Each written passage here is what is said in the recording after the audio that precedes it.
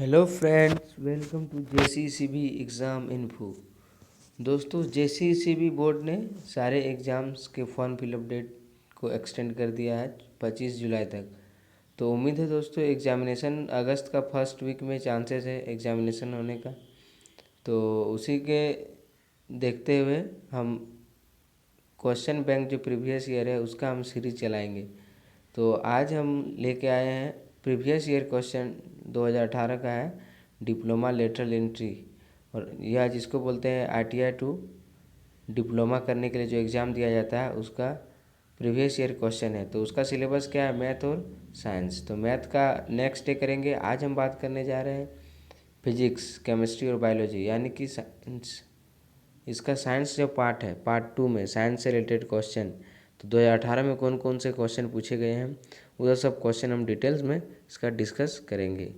तो आइए दोस्तों डिस्कस करते हैं।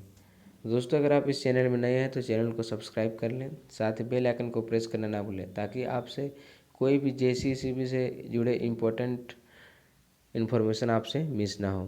तो आइए देखते हैं क्वेश्चन क्या है। फर्स्ट क्वेश्चन तो ये है फिजिक्स का फर्स्ट क्वेश्चन कि जब तक वस्तु को एक अवतल दर्पण के वक्रता केंद्र के पीछे रखा जाता है तो उसके प्रतिबिंब का आकार होता है। दोस्तों, यहाँ पे सेंटर ऑफ कर्वेचर कोई भी कनकेव है, कैसा मिरर है? कनकेव मिरर है। तो कनकेव मिरर का पीछे कहाँ पे रखा गया है? सेंटर ऑफ कर्वेचर पे। तो इसका क्या होगा? साइज ऑफ द इमेज ये हो जाएगा डिमिनिश्ड, छोटा आकार का होगा। सी पे रखेगा तो क्या होगा? इक्वल आकार का होगा। और सी से पीछे रखा है, जैसे जैसे आगे बढ़ते हैं वैसे वैसे साइज भी क्या होता है? बढ़ता जाता है और पीछे हमेशा छोटा होता है। उसके बाद नेक्स्ट क्वेश्चन है, एक अवतल दर्पण के प्रधान फोकस से गुजरती हुई किरण परावर्तन के बाद a ray passing through the principal focus of a concave mirror after reflection किधर से जा रहा है? प्रधान प्रिंसिपल एक्सिस से। तो वो क्या हो जाएगा? प्रधान अक्ष के समांतर होगी। क्या होगी? प्रधान अक्ष के समांतर उभरेगी। नेक्स्ट क्वेश्चन है, पदार्थों की निम्नलिखित सूची में पूर्ण अपवर्तनांक का अधिकतम मान है। The larger value absolute refractive index in the following list of material are. क्या बोल रहा है? एब्सोल्यूट रिफ्रैक्टिव इंडेक्स का जो लार्जर वैल्यू होगा, तो लार्जर वैल्यू किसका होगा? सबसे अधिक रिफ्रैक्टिव इंडेक्स किसका होता है? तो वो डायमंड का होता है, हीरा का। इसका करेक्ट आंसर हो जाएगा डी, हीरा।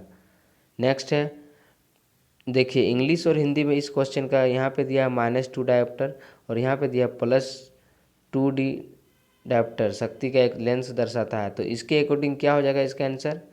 तो इसके अकॉर्डिंग होगा फोकस दूरी 0.5 मीटर और उत्तल। लेकिन इस यहाँ पे देखिए इंग्लिश में, तो आपको ध्यान से क्वेश्चन देखना है कि कौन सा क्वेश्चन कैसा है। किसी किसी में मिसप्रिंट हो जाता है। तो यहाँ पे देखिए -2 डायोप्टर है, तो इसके अकॉर्डिंग इसका आंसर क्या होगा? Focal length of 0.5 metre and is concave. क्या होगा? कनकेव। तो कनकेव का हमेशा क्या होता है? पावर ऑफ लेंस नेगेटिव होता है और कन्वेक्स का हमेशा होता है पॉजिटिव। तो यहाँ पे -2D है, तो P इक्वल्स टू फॉर्मूला हम लोग जानते हैं क्या? 1/f। तो यहाँ पे फोकल लेंथ का फॉर्मूला निकालना, तो क्या होगा? F इक्वल्स टू 1/p हो जाएगा। तो यहाँ से आप इसका निकाल सकते हैं। नेक्स्ट है, इससे कोई फर्क नहीं पड़ता कि आप दर्पण से कितनी दूर खड़े हो, आपका प्रतिबिंब सीधा और प्रतिबिंब की दूरी वस्तु की दूरी से समान रहता है। वह दर्पण कौन सा होगा? तो सिंपल है, जितना इमेज का साइज होता है उतना ही ऑब्जेक्ट का जितना साइज होता है इमेज का भी वही साइज होता है। जितना डिस्टेंस पे ऑब्जेक्ट होता है उतना डिस्टेंस पे इमेज फॉर्म होता है। तो ये कौन सा होगा? Plane mirror. और इसका क्या होता है? मैग्नीफिकेशन +1 होता है। नेक्स्ट है, एक वस्तु 15 सेंटीमीटर की फोकस दूरी वाले उत्तल दर्पण से 10 सेंटीमीटर की दूरी पर रखी गई है। प्रतिबिंब की स्थिति और प्रकृति क्या है? बोल रहा है कि ऑब्जेक्ट है placed at A distance of 10 centimetre from a convex mirror of focal length 15 centimetre. The position and nature of the image is. क्या होगा इसका? तो इसका न्यूमेरिकल निकालना है। कन्वेक्स मिरर है, कन्वेक्स मिरर का फॉर्मूला निकाल क्या होगा? 1/v + 1/u equals to 1/f। तो उस फॉर्मूला से आप यहाँ पे उसका निकाल सकते हैं कन्वेक्स में। याद रखिए कन्वेक्स मिरर। तो साइन कन्वेंशन को अच्छे से इसमें ध्यान रखिएगा कि क्या यू तो हमेशा नेगेटिव होगा, भी क्या होगा, वो सब आपको यहाँ पे पुट करके इसका आंसर आपको निकालना है। तो इसका करेक्ट आंसर क्या हो जाएगा? 6 सेंटीमीटर दर्पण के पीछे आभासी और सीधा। आभासी और सीधा मतलब इमेज क्या है? कन्वेक्स है। तो कन्वेक्स में हमेशा क्या होगा? Behind the mirror. और वर्चुअल होगा, वर्चुअल हमेशा कैसा होता है? इरेक्ट होता है। और रियल हमेशा क्या होगा? इन्वर्टेड होगा। नेक्स्ट है, the human eye focus objects at different distances by adjusting the focal length of the eye lens, this is due to. मानव नेत्र की जो अपने लेंस की फोकस दूरी को समायोजित करते हुए विभिन्न दूरियों पर वस्तुओं को देख सकता है। ये किसके कारण होता है? तो एकोमोडेशन, पावर ऑफ एकोमोडेशन या फिर समायोजन क्षमता या समंजन क्षमता के वजह से ये होता है। नेक्स्ट है 10 वोल्ट के विभवांतर के दो बिंदुओं के 5 कूलम के आवेश को ले जाने में किया गया कार्य। बहुत ईजी है। V इक्वल्स टू क्या होता है? W/Q। तो यहाँ पे W निकालना है तो W इक्वल्स टू क्या हो जाएगा? V into Q। तो V दिया हुआ है 10 वोल्ट और Q दिया है 5 कूलम, तो क्या होगा? 10 × 5 = 50, 50 जूल।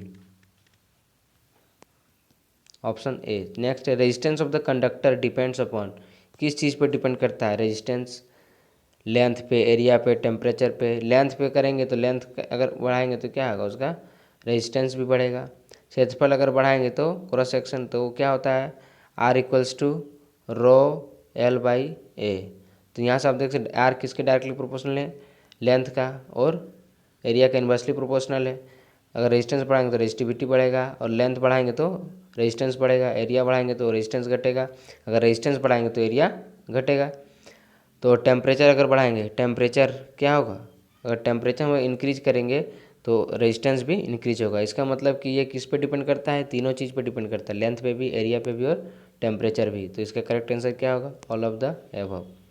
नेक्स्ट क्वेश्चन है the resistance of a metallic rod of length 1 metre and radius 20 centimetre is given by. 1 metre की लंबाई और 20 सेंटीमीटर की त्रिज्या वाले एक धात्विक छड़ का प्रतिरोध, छड़ के पदार्थ प्रतिरोधकता 2 × 10⁻8 ओम मीटर है। तो रेजिस्टिविटी का यूनिट क्या होता है? ओम मीटर। तो वहाँ से आपको रेजिस्टेंस निकालना है, वही फार्मूला जो अभी मैंने बताया, R इक्वल्स टू ρL/A। इसको फार्मूला से आपको तो रेजिस्टिविटी दिया हुआ है, लेंथ भी दिया हुआ है और रेडियस दिया हुआ है। यहाँ से आप एरिया निकाल सकते हैं। एरिया क्या निकालना है? π/4d²। मतलब यहाँ पे सर्कल का है ना, ये एरिया क्रॉस सेक्शन कैसा होता है? सर्कल। तो सर्कल का फॉर्मूला यूज करके यहाँ पे आप रेजिस्टेंस निकाल सकते हैं। तो निकालिएगा तो इसका आंसर क्या हो जाएगा? 0.5 डिवाइड बाई पाई इंटू 10⁻⁻6 ओम। पाई में रखना है, पाई का वैल्यू पुट नहीं करना है। नेक्स्ट है 61 number question, find the total resistance in the circuit. Very देखिए, ये यहाँ पे देखिए करंट इधर से जा रहा है इधर, ठीक है। यहाँ पे वोल्ट बैटरी लगा हुआ है, एमीटर यहाँ पे लगा हुआ। तो यहाँ पे ध्यान से देखिए इस क्वेश्चन में R1 और R2 यहाँ पे क्या है? पैरेलल है कि क्या है? पैरेलल है। तो पहले आप पैरेलल कॉम्बिनेशन का फॉर्मूला लगाइएगा 1/R1 + 1/R2। तो यहाँ से R1 का वैल्यू दिया हुआ है, क्या दिया हुआ वैल्यू? 5 ओम, और R2 का वैल्यू है 20 ओम। तो यहाँ से आप इसका निकाल सकते हैं। तो क्या होगा यहाँ पे? 1/5 और +1/20। तो देन यहाँ से आएगा 4 ओम। नेक्स्ट है R3, R4 और R5 का वैल्यू क्या दिया हुआ है? 30 ओम, 20 ओम और 60 ओम। तो ये भी पैरेलल में है, तो पैरेलल कॉम्बिनेशन का फॉर्मूला लगाएगा 1/R1 + 1/R2 + 1/R3। तो यहाँ पे आपका क्या आएगा? इक्विवेलेंट रेजिस्टेंस इस पैरेलल कॉम्बिनेशन का। तो 60 का एलसीएम क्या आएगा? 60 ये 2 3 1 6 मीन्स 10 आएगा। इसका सीरीज करेंगे, पैरेलल करेंगे तो 10, और 10 और ये क्या है? 4। तो दोनों क्या हो जाएगा? यहाँ पे सीरीज में हो जाएगा। तो 10 + 4 क्या हो जाएगा? 14। 10 + 4 14। तो इसका करेक्ट आंसर क्या हो जाएगा? 14 ओम, ऑप्शन बी। नेक्स्ट है समय के साथ चुंबकीय क्षेत्र बदलने वाले क्षेत्र में एक कुंडली को रखने से प्रवृत्त विद्युत के उत्पादन की परिघटना है। The phenomenon of production of induced current in a coil placed in a region where the magnetic field changes with time. बोले टाइम, मैग्नेटिक फील्ड जो टाइम के अकॉर्डिंग क्या होगा? वो चेंजेज होगा। तो वो किसके कारण से होता है? Due to the phenomenon of, किसके? फेनोमेनन की वजह से ये होता है। तो ये होगा इलेक्ट्रोमैग्नेटिक इंडक्शन, विद्युत चुंबकीय परिवर्तन या फिर प्रेरण इलेक्ट्रोमैग्नेटिक इंडक्शन की वजह से होता है। विच of the following is a non conventional source of energy. सौर ऊर्जा का गैर परंपरागत स्रोत है। गैर परंपरागत मतलब जैसे सोलर एनर्जी, तो ये तो परंपरागत है, तो गैर परंपरागत पूछ रहा है। Conventional source of energy, non conventional. 63 का क्या होगा? ये सोलर एनर्जी। नेक्स्ट है an electron इंटर्स magnetic field at right angles. क्या बोल रहा है? राइट एंगल मतलब एंगल कितना है? 90 degree to its as shown in the figure. The direction of the force acting on the electron will be. एक electron में दिखाए गए अनुसार एक चुंबक क्षेत्र में समकोण पर मतलब 90 डिग्री पर, 90 डिग्री पर प्रविष्ट होता है, तो इलेक्ट्रॉन लगने वाले बल की दिशा क्या होगी? 64 का ये क्वेश्चन है। तो इसका क्या होगा? आउट ऑफ द पेज, पृष्ठ से क्या चला जाएगा, वो बाहर चला जाएगा। नेक्स्ट है शॉर्ट सर्किट के समय सर्किट में क्या होता है, at the time of short circuit the current in the circuit क्या होगा, reduces substantially, does not change, increase heavenly. तो ये इंक्रीज हेवनली अत्यधिक। शॉर्ट सर्किट में क्या हो जाता है, अचानक से विद्युत का जो करंट होता है वो अचानक से बहुत ज़्यादा इंक्रीज हो जाता है हेवनली, जिसकी वजह से शॉर्ट सर्किट हो जाता है ज़्यादा वोल्टेज आने से। नेक्स्ट है 100 joule of heat are produced each second in a 4 ohm resistance, the potential difference across the resistor is. एक 4 ओम प्रतिरोधक में 100 जूल का उष्मा प्रति सेकंड उत्पादित होता है। तो यहाँ पे सारा देखिए, इस क्वेश्चन का क्या है, निकालना है रजिस्टर, प्रतिरोधक में विभवांतर क्या है, पोटेंशियल डिफरेंस भी निकालना है। तो एच इक्वल्स टू हम लोग जानते हैं क्या होता है, H equals to I square R T. R का वैल्यू दिया हुआ है, आई का वैल्यू पहले निकालेंगे। तो यहाँ पे 4 ओम है, क्या है 4 ओम, और टाइम क्या दिया है 1 सेकेंड, आई स्क्वायर निकालना है, और ये 100 जूल। तो 100 डिवाइड बाई 4 करेंगे तो आई स्क्वायर का वैल्यू क्या आएगा 25। तो आई स्क्वायर का वैल्यू है 25, तो आई क्या हो जाएगा 5 एम्पियर। देन यहाँ बोल रहा है कि भी निकालना, तो भी इक्वल्स टू हम लोग जानते हैं आई इंटू आर होता है। तो आई हो गया 5 और आर दिया है 4 ओम, क्या होगा 20 volt. Potential difference across the register क्या होगा, ये 20 ओम। तो 66 का क्या हो जाएगा राइट आंसर बी, ये हो जाएगा 20 वोल्ट, 20 वोल्ट का होगा वो प्रतिरोधक में विभवांतर। नेक्स्ट है केमिस्ट्री का। तो यहाँ पे जो पार्ट 2 था साइंस और मैथ, तो 50 मार्क्स तो हो गया मैथ का, बाकी 50 हो गया साइंस का। तो साइंस में वो 66 था ही, वो आपका था फिजिक्स। नेक्स्ट है केमिस्ट्री, तो केमिस्ट्री है 67 से। तो केमिस्ट्री को यहाँ पूछा है कि the element which is sonorous, वह तत्व जो अनुनादी है, मीन्स सोनरस मीन्स जो आवाज़ उत्पन्न करता है ना, साउंड। तो एल्यूमिनियम, गैलियम, तो ध्यान दीजिए ये गैलियम एलिमेंट जो है, सेलेनियम, सल्फर, ये सारा क्या है नॉन मेटल है, और ये सब मेटलॉइड्स है। लेकिन यहाँ पे एल्यूमिनियम क्या है मेटल, तो मेटल क्या होगा ज़्यादा सोनरस होगा। तो पूछ रहा है विच एलिमेंट इज सोनरस, तो यहाँ पे इसका करेक्ट आंसर क्या होगा, एल्यूमिनियम क्या होगा ज़्यादा अनुनादी होता है। The metal which posses very low melting point, कौन सा मेटल जो जैसे हाथ पे रखेंगे तो क्या पिघल जाएगा, गल जाएगा, इतना कम गलनांक होता है, अत्यंत निम्न, वेरी लो मेल्टिंग पॉइंट। तो सोडियम तो होगा नहीं, सोडियम तो क्या है मेटल है, इसका हाई मेल्टिंग पॉइंट होता है। पोटेशियम भी नहीं होगा, क्या होगा लिथियम भी नहीं होगा, तो ये इसका क्या होगा सीजियम। सीजियम को हाथ पे रखेंगे तो वो तुरंत पिघल जाएगा, और सोडियम को हम लोग चाकू से भी काट सकते हैं।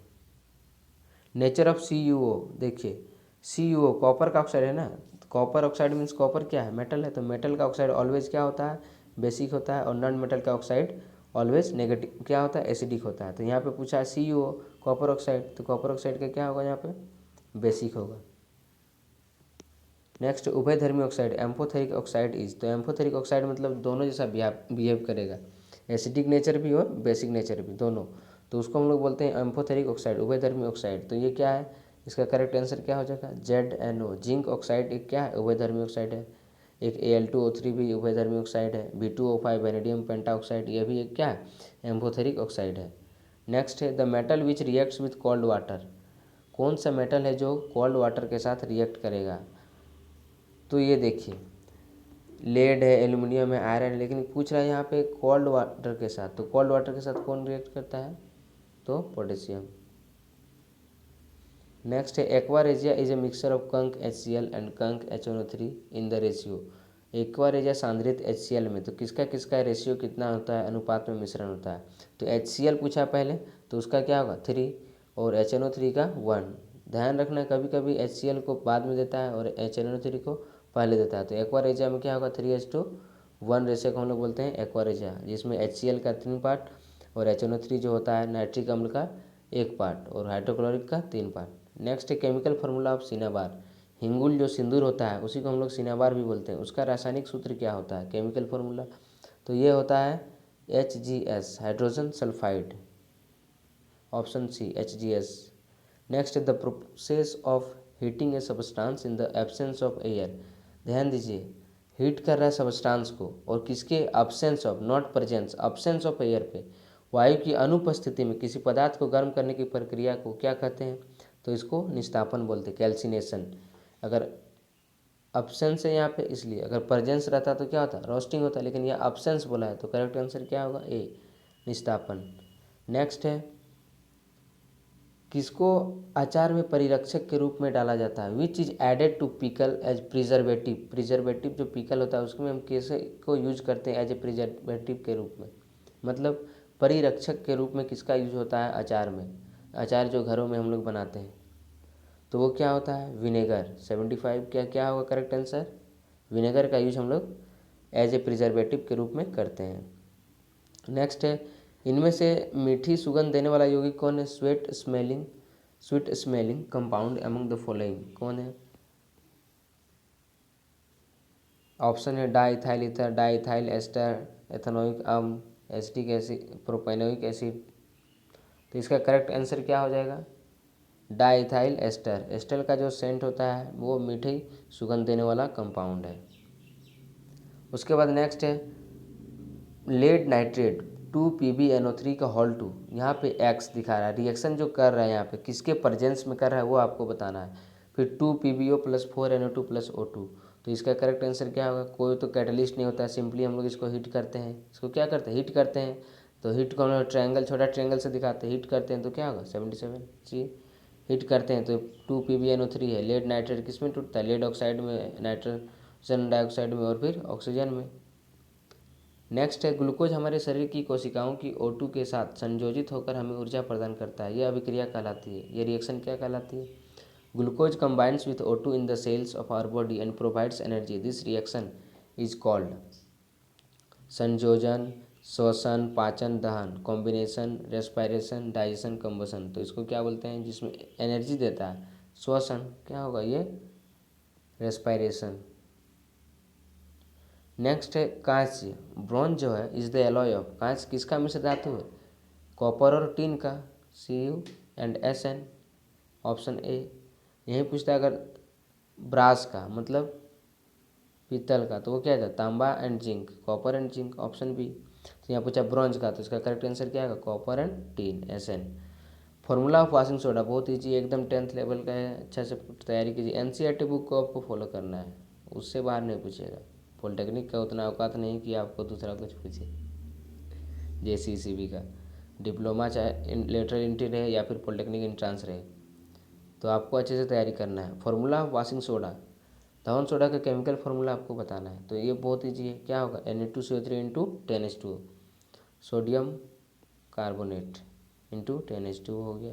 उसका sodium hydroxide reacts with zinc and liberates. Sodium hydroxide जो है वो किसके साथ रिएक्शन करता है? जिंक के साथ अभिक्रिया करता है, और क्या मुक्त करता है? कौन सा गैस मुक्त करता है या क्या मुक्त करता है? Hydrogen, oxygen, sodium, carbon. तो सोडियम हाइड्रोक्साइड क्या है दोस्तों? ये बेस है, और जिंक क्या है? मेटल है। तो मेटल जब यहाँ कराता है तो क्या आता है? Na2ZNO2 बनाता है, सोडियम जिंकेट। और कौन सा गैस इवॉल्व करता है? तो हाइड्रोजन, ऑप्शन ए हाइड्रोजन हो जाएगा इसका आंसर। उसके बाद बोल रहा है MnO2 4HCl, MnCl2 2H2O + X, ये है। तो X आपको बताना है। तो सिंपल देखिए रिएक्शन कर रहा है क्या? MnO2 मैग्नीज डाइऑक्साइड और HCl हाइड्रोक्लोरिक एसिड। तो यहाँ पे एसिड और ये रिएक्ट कर रहा है, तो ये सिंपल आपको यहाँ पे बैलेंस करना है इक्वेशन, और कुछ नहीं करना है, बहुत ईजी है। तो देखिए यहाँ पे भी मैग्नीज है, इधर भी LHS RHS, Cl2 4 है, लेकिन यहाँ पे 2 है। H2O यहाँ पे क्या है? 4 H है, हाइड्रोजन, हाइड्रोजन भी 4 है। ऑक्सीजन कितना है? ऑक्सीजन भी 2 है, यहाँ भी ऑक्सीजन 2 है। तो बच गया क्या? 2 क्लोरीन बचा। तो इसका करेक्ट आंसर क्या हो जाएगा? 2 क्लोरीन मतलब Cl2। यहाँ X की जगह पे क्या होगा? Cl2 होगा। बैलेंस इक्वेशन है, सिंपल। उसके बाद decomposition of silver bromide is an example of, जो डिकम्पोजिशन होता है सिल्वर ब्रोमाइड का विघटन मीन्स AgBr का, वो किसका एग्जाम्पल है? सिंपल पूछ दिया है, तो इसका किसका एग्जाम्पल है ये? तो ये इंडोथर्मिक ऊष्माशोषी अभिक्रिया का है, मतलब इसमें उसको ऊष्मा का ज़रूरत पड़ता है। नेक्स्ट है द अमाउंट। उसके बाद ये ख़त्म हो गया, पार्ट 3 में आ गया क्या? इसी का बायोलॉजी, फिजिक्स और केमिस्ट्री हो गया। नेक्स्ट है जीवशास्त्र मीन्स बायोलॉजी, बायोलॉजी से भी पूछा जाता है। साइंस में तीनों पार्ट आता है ना, फिजिक्स केमिस्ट्री बायोलॉजी। तो फिजिक्स केमिस्ट्री तो हो गया। अब बायोलॉजी आपसे पूछ रहा है, 84 से क्या है, बायोलॉजी है। तो यहाँ पे आपको बताना है कि ये देखिए फूड चेन से क्वेश्चन दिया है। The amount of energy that will be available to big fish in the food chain, small algae, zooplankton, small fish, big fish, if 10,000 joule of energy is available to small algae from the sun. देखिए यदि सूर्य से छोटे कवक को उपलब्ध ऊर्जा 10,000 joule है तो छोटे कवक में आया, फिर जूम प्लैंकटन में आया, छोटी मछली, बड़ी मछली, तो इस तरह में बड़ी मछली को उपलब्ध ऊर्जा की मात्रा। तो दोस्तों हम लोग जितना भी जानते हैं कि इसमें जो होता है फूड चेन में जो आहार श्रृंखला होता है उसमें क्या होता है, हर एक स्टेप पे 10% एनर्जी लूज होता है। मतलब अगर कोई मान लीजिए 100 जूल खाया तो नेक्स्ट पार्ट में क्या होगा, जो मांसाहारी होगा उसको 10 मिलेगा। तो उसी तरह यहाँ टोटल क्या दिया हुआ है, 10,000 दिया हुआ है। तो स्टेप यहाँ पे पहले कितना देखिए, स्मॉल एल्गी है, उसके बाद कहाँ पे आया, जूप प्लैंकटन में आया, उसके बाद स्मॉल फिश में या फिर बिग फिश में। तो पहले क्या था 10,000, तो यहाँ पे 10,000 है मान लीजिए स्मॉल एल्गी में। यहाँ क्या बचेगा 10% इसका, 10,000 का 1,000 बचेगा। स्मॉल फिश में क्या बचेगा 1,000 का 10% 100 बचेगा। फिर बिग फिश में क्या बचेगा 100 का 10% मतलब 10 जूल, 10% मतलब 10 जूल। तो लास्ट में जो बिग फिश है उसके पास कितना एनर्जी बचेगा, मतलब क्या हो रहा है, वो उसको खाया, वो उसको खाया, वो उसका जो जितना खाएगा वो क्या एनर्जी ख़त्म होता है। उतना हर एक स्टेप में 10% एनर्जी हवास होता है, मतलब वो ख़त्म होता है वहाँ पे। तो यहाँ पे इसका क्या होगा 10 joule, C is the correct answer. The dialysing अपोहन जो होता है dialysis fluid use during dialysis is devoid of nitrogenous waste but has the same osmotic pressure. अपवहन के दौरान जो प्रयुक्त अपवहन द्रव्य में नाइट्रोजन अपशिष्ट नहीं होते हैं परंतु उसका प्रासरण दाब के समान होता है। तो किसके कारण होता है किस, तो ये हो जाएगा ब्लड, ब्लड के समान होता है प्रासरण दाब, ऑस्मोटिक प्रेशर। निम्नलिखित में से कौन सा कथन सत्य है नहीं है, मतलब क्या है करेक्ट है, incorrect. Which of the following statement is not correct. Option है basic event in reproduction is the creation of a DNA copy. प्रजनन में प्रथम घटना डीएनए प्रतिलिपि का निर्माण है। कोशिका केंद्रक में डीएनए प्रोटीन बनाने के लिए सूचना का स्रोत है, यह भी सही है। एक पुनरुत्पादक कोशिका में डीएनए की 2 प्रतिलिपियां पाई जाती है, यह भी सही है। 2 copies of the DNA are made in reproducing cell. Next है प्रजनन के दौरान विकास विविधता का आधार है, ये तो गलत है, विकास विविधता का आधार नहीं है। Evolution during reproduction is the basis of variation, not, this is not correct. तो करेक्ट आंसर क्या होगा 86 का डी, ये करेक्ट स्टेटमेंट नहीं है। बाकी ए बी सी ये करेक्ट स्टेटमेंट है, लेकिन ये जो है पूछा कौन सा कथन सही नहीं है, मतलब असत्य है, फॉल्स है, तो ये D is the falls. The insertion of copper T in the uterus to prevent pregnancy falls under which category of contraceptive method. ये देखिए यहाँ पे पूछा है गर्भाधारण को रोकने के लिए गर्भाशय में कॉपर टी लगाना गर्भ निरोधी विधियों की किस श्रेणी में आता है। तो ये किस में, सर्जिकल मेथड शल्य क्रिया विधि, बैरियर मेथड अवरोध विधि, इंट्रा यूट्रिन कॉन्ट्रासेप्टिव डिवाइस अंतरा गर्भाशय गर्भ निरोधक प्रणाली, नेक्स्ट केमिकल मेथड रासायनिक विधि। तो क्या है ये इंट्रा यूट्रिन कॉन्ट्रासेप्टिव डिवाइस है, सी अंतरा गर्भाशय गर्भ निरोधक प्रणाली। नेक्स्ट है विच category of organisms forms the starting point of A food chain. जीवों का कौन सा वर्ग एक आहार श्रृंखला का आरंभिक बिंदु है। द्वितीय उपभोक्ता, शाकाहारी उत्पादक, तृतीय उपभोक्ता। आरंभिक बिंदु मतलब स्टार्टिंग पॉइंट, कहाँ से स्टार्टिंग होता है, तो सेकेंडरी उपभोक्ता तो नहीं होगा, हम लोग क्या सेकेंडरी उपभोक्ता है। लेकिन यहाँ पे शाकाहारी भी तो नहीं होगा। मेन जो है पादप उत्पाद, जैसे पादप प्रोड्यूसर, जैसे घास वगैरह, ये सब को कौन खाता है, कीड़ा मकोड़ा, तो कीड़ा मकोड़ा हो गया शाकाहारी, बकरी वगैरह ये सब। तो यहाँ प्रोड्यूसर क्या होता है, वो प्रोड्यूसर होता है मेन। फूड चेन से क्वेश्चन देखिए 2-3 पूछा है, तो फूड चेन को अच्छे से आपको पढ़ना है, वो सब हर एक टॉपिक को क्लियर करना है। तो प्रोड्यूसर जो उत्पादक होता है वो फूड चेन का जो होता है वो आरंभिक बिंदु होता है, स्टार्टिंग पॉइंट होता है। नेक्स्ट, अमीबा कोशिका पृष्ठ की अस्थायी अंगुली जैसे संरचना को प्रयोग करते हुए भोजन ग्रहण करता है, जिसे क्या कहा जाता है। देखिए अमीबा का स्ट्रक्चर से क्वेश्चन यहाँ पे पूछा है कि amoeba takes in food using temporary fingers like extension of the cell surface known as, क्या उसको बोलते हैं पादाब, क्या बोलते हैं पादाब, मतलब वहीं से वो अपना सूडोफोडिया भी बोलते हैं इसको, सीडोफोडिया, तो वहाँ से वो अपना भोजन ग्रहण करता है amoeba. Which of the following produces, निम्नलिखित में से कौन सी बहुखंडन द्वारा प्रजनन करता है? टाइप्स ऑफ जो रिप्रोडक्शन होता है, रिप्रोड्यूसेस बाय मल्टीपल फिजन के द्वारा, तो किसके द्वारा होता है? तो प्लाज्मोडियम क्या होता है, उसको अगर 3 पार्ट में डिवाइड करेंगे तो तीनों पार्ट से नया नया उसमें जंतु, उसमें नया नया प्लाज्मोडियम उसमें पैदा हो जाएगा।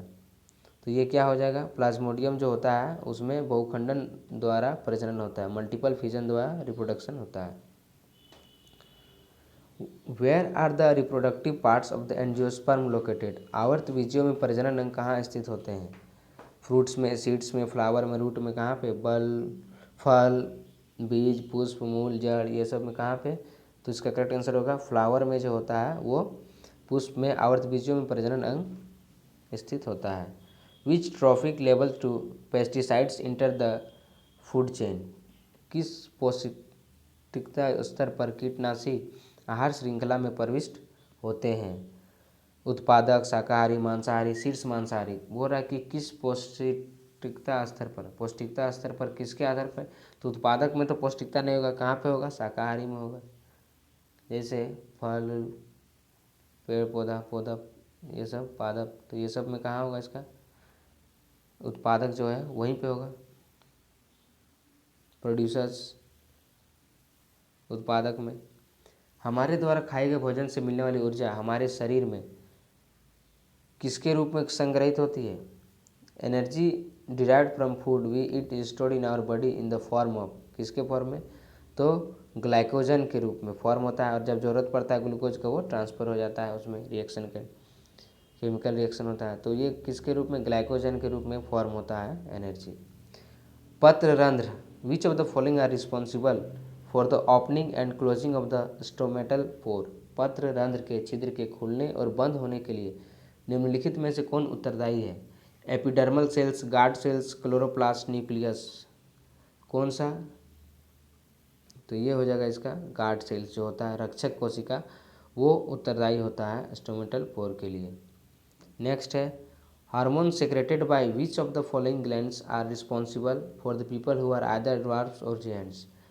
निम्नलिखित में से किस ग्रंथि के द्वारा स्रावित हार्मोन लोगों के बोने और विशालकाय होने के उत्तरदायी होता है? तो थायराइड, हिपोथैलेमस, पिट्यूटरी, एड्रिनल, इसमें है। तो इसका करेक्ट आंसर क्या होगा? पिट्यूटरी जो पीयूष ग्रंथि होता है, जिसको मास्टर ग्रंथि भी बोलते हैं, वहीं से जो स्रावित होता है उसी से डिपेंड होता है कि वो बोना होगा कि विशालकाय होगा। नेक्स्ट है which among the following is the product of fertilization? निम्न में से कौन सा निषेचन का उत्पादन है? युग्मक, पॉलिन ग्रेन, परागकण, युग्मनज, भ्रूण। तो आफ्टर द रिप्रोडक्शन जो फर्टिलाइजेशन होता है, तो प्रोडक्ट ऑफ फर्टिलाइजेशन क्या है, क्या होता है? तो इसका होगा जायगोट, युग्मनज जिसको हम बोलते हैं जायगोट, वो होता है उत्पाद। Gregor John Mendel was born in the year, उसका जन्म कब हुआ था ग्रेगर जॉन? हालांकि ऐसा क्वेश्चन तो कभी नहीं पूछता है कब कौन साइंटिस्ट पैदा लिया, क्या खोज किया, वो पूछता है, लेकिन यहाँ पे पूछ दिया है, तो कभी चांस से पूछ देगा, नहीं तो नहीं भी पूछेगा। तो ग्रेगर जॉन मेंडल जो अनुवांशिकी के लिए क्या था, फेमस है, वही दिया था। तो ये इसका डेट ऑफ बर्थ पूछ रहा है, क्या है? तो 1822 में, 1822 में इसका डेट ऑफ बर्थ है। नेक्स्ट है the traits controlled by specific genes and are passed from one generation to other is? वे गुण जो विशिष्ट जीन द्वारा नियंत्रित होते हैं और एक पीढ़ी से दूसरी पीढ़ी को क्या होते हैं, दिए जाते हैं। तो इसका करेक्ट आंसर क्या होगा? अनुवांशिक गुण। एक पीढ़ी से दूसरा पीढ़ी क्या जाता है? अनुवांशिक गुण जाता है ना, बाहर वाला गुण तो नहीं जाता है, प्रभावी गुण तो नहीं जाता है, और प्रभावी भी नहीं जाता रिसेसिव। हमेशा इनहेरिटेड जो होता है, इनहेरिटेड ट्रेट, यही सब गुण एक पीढ़ी से दूसरा पीढ़ी, जैसे आपका परदादा का जो गुण था वो आपका पापा का या फिर आपका, या उस टाइप वो अनुवांशिक गुण जाता है। An animal having rudimentary eyes among the following? निम्नलिखित में से किस जीव की अल्प विकसित आंखें हैं? अल्प विकसित आंखें किसकी है? ऑक्टोपस का, घरेलू मक्खी, कॉकरोच, प्लेनेरिया। तो प्लेनेरिया का जो आँख होता है वो अल्प विकसित होता है, एकदम छोटा छोटा महीन होता है, सही से दिख नहीं पाएगा, पता नहीं चलेगा कि उसका आँख है कि नहीं है, मतलब अल्प विकसित होता है, थोड़ा सा अंधा टाइप का दिखेगा, तो प्लेनेरिया होगा। कॉकरोच का तो आँख होता है, इसीलिए बहुत स्पीड से भागता है किचन उचन में। घरेलू मक्खी तो उड़ते रहता है। ऑक्टोपस तो एकदम तबाही मचाता है समुद्र में। नेक्स्ट क्वेश्चन है उद्भव का सिद्धांत किस वैज्ञानिक ने दिया? The scientist who gave the theory of evolution. देखिए थियोरी से पूछा है, तो कौन दिया है इसका? Harold C Urey, Charles Darwin, JBS Haldane, Stanley L Miller. तो कौन दिया था theory of evolution? Charles Darwin ने। चार्ल्स डार्विन ने थ्योरी ऑफ इवोल्यूशन जो है उद्भव का सिद्धांत दिया था। तो दोस्तों ये थे टोटल क्वेश्चंस 100 मार्क्स के जो पूछे जाते हैं, जिसमें से 50 क्वेश्चन अभी हम लोग फिजिक्स, केमिस्ट्री और बायोलॉजी का डिस्कशन किए। जो साइंस का पार्ट में आया, मैथ और साइंस का, डिप्लोमा लेटरल एंट्री का, ITI तो डिप्लोमा जो एंट्रांस एग्ज़ाम होता है JCEC बोर्ड द्वारा। तो उम्मीद करता हूँ दोस्तों ये क्वेश्चंस आप लोग के लिए हेल्पफुल होगा एग्ज़ाम का प्रिपरेशन करने के लिए। तो पसंद आए तो चैनल को सब्सक्राइब कर ले, लाइक करें, साथ ही दोस्तों के साथ शेयर करना भी ना भूलें। मिलते हैं नेक्स्ट वीडियो में, मैथ का वीडियो नेक्स्ट पार्ट होगा। Thank you for watching.